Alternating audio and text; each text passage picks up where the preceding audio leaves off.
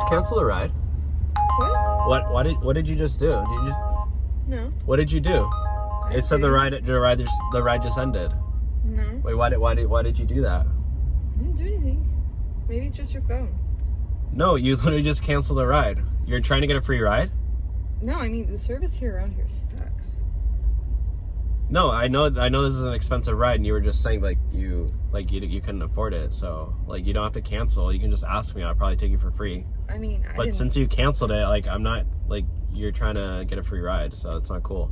I don't know what to tell you. I think it's just your phone. Well, you know what I'm going to tell you is that the ride's over, and you can order another Uber. Excuse me?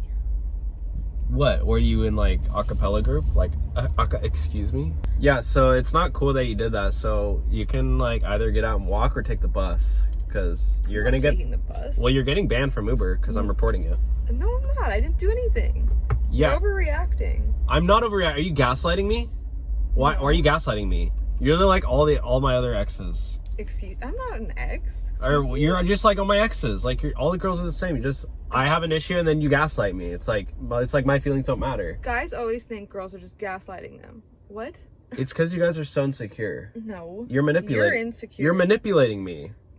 These are all things that are coming out of your problems. Okay, you know what? There's a bus. You want me to take you to the bus stop so you can take the bus to your hair appointment or wherever you have to go? I'm comfortable. What are you going to do, your nails or what? I'm going to the beach. Okay, we're done. We're done.